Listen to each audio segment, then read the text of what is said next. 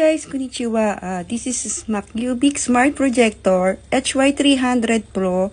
Has a 360 rotation, manual focus, auto key correction, and the sound's quality is upgrade. And just look and listen. Kinonek ko pala siya sa aking iPhone.